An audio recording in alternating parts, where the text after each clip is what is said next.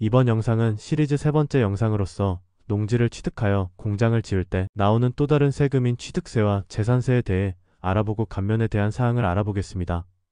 영상에서 중점적으로 다루는 부분은 창업 요건을 갖춘 분들이 처음 농지를 매수하여 신축 공장을 짓는 경우를 산정하여 작성하였고, 관련 세법이나 지역별 조례 등의 최신 변경 사항 등은 담지 못했으니 잘못된 부분은 댓글로 알려주시기 바라며, 앞서 2편에서는 농지 취득 단계에서 가장 많이 큰 돈이 들어가는 농지 전용 부담금에 대해 설명드렸습니다.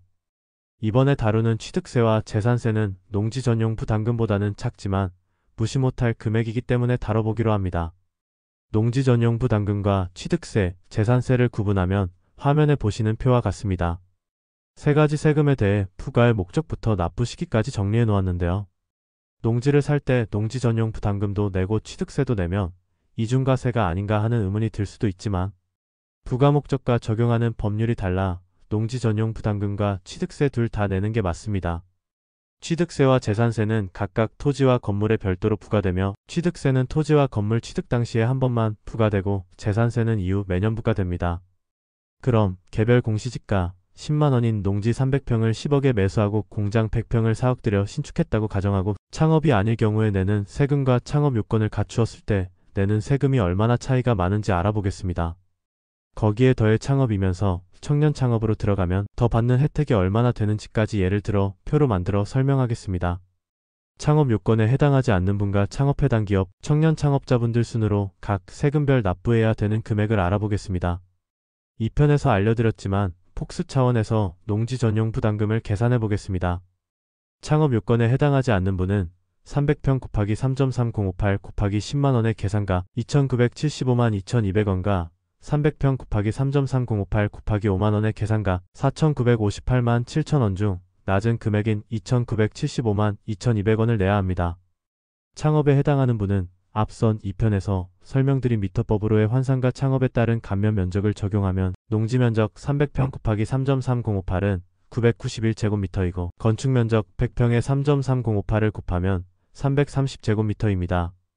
991에서 330을 뺀 661제곱미터만 농지 전용 부담금 부과 대상이 되고, 이를 다시 두 가지 방식으로 계산해보면 661 곱하기 10만원 곱하기 30%의 계산값은 1983만원과 661 곱하기 5만원의 계산가 3305만원 중 낮은 금액인 1983만원이 내야 할 농지 전용 부담금입니다. 청년 창업자분들도 농지 전용 부담금에서만큼은 일반 창업하시는 분들과 동일한 금액을 내셔야 합니다. 다음은 취득세입니다. 취득세는 농지를 취득할 때 한 번 부과되는 세금입니다. 대략적인 부과세율은 토지와 건물 각각 취득가격의 4%를 적용받습니다. 부과 근거에 따라 계산된 세금에서 창업 요건을 갖추었다면 토지 및 건물의 취득세는 각각 75%를 감면받습니다. 청년 창업으로 인정되면 더 추가되어 각각 85%까지 감면을 받을 수 있습니다. 재산세는 토지와 건물 취득 후 매년 내야 하는 세금이며, 세율은 토지와 건물에 각각 0.2에서 0.25%까지 부과됩니다. 창업 인정을 받으면 재산세는 5년간 50%의 감면을 받을 수 있고, 청년 창업이면 최초 3년은 100% 감면을 받다가 표에서는 안 나오지만 이후 2년을 추가해서 50% 감면을 주어 일반 창업보다 혜택의 폭이 더 크다는 걸 알 수 있습니다. 표에서 보시듯이 300평 땅에 100평 공장을 지을 때 내야 할 세금의 차이가 최소 5,300만원, 최대 6천만원 이상 벌어진다는 걸 알 수 있습니다.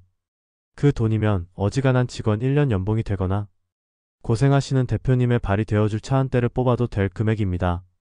마진율 10%로 계산해도 5천만원을 벌기 위해서는 최소 매출액이 5억원은 나와야 되고, 그 5억의 매출 계약을 따오기 위한 대표님의 말 못할 정성과 그렇게 어렵게 따온 계약에서 5천만원을 남기기 위한 사투는 진실로 눈물 겨울 겁니다.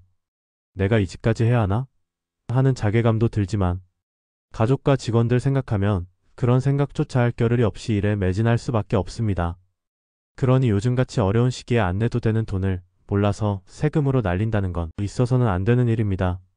특히 청년 창업으로 혜택을 보시는 분들은 창업 요건을 갖추지 못한 분들이 내야 할 세금의 31% 정도만 내면 되는 상황이 벌어지니 그 혜택을 못 받는 것은 그냥 돈을 버리는 것과 다를 바 없습니다. 자, 여기까지 이해만 하고 넘어가면 안 되는 게, 각각의 세금별 신청 시기가 다르기에 신경 써서 언제 신청하는지도 중요합니다. 신청은 본인이 직접 신청의 원칙이나 대리인 신청도 가능합니다. 지금까지 다룬 농지 전용 부담금, 취득세, 등록세의 신청 시기와 필요 서류의 발급 방법, 주의사항 등을 한눈에 알아볼 수 있게 정리한 표를 작성해서 화면에 올렸더니 내용이 많아서 눈에 잘 안 들어옵니다.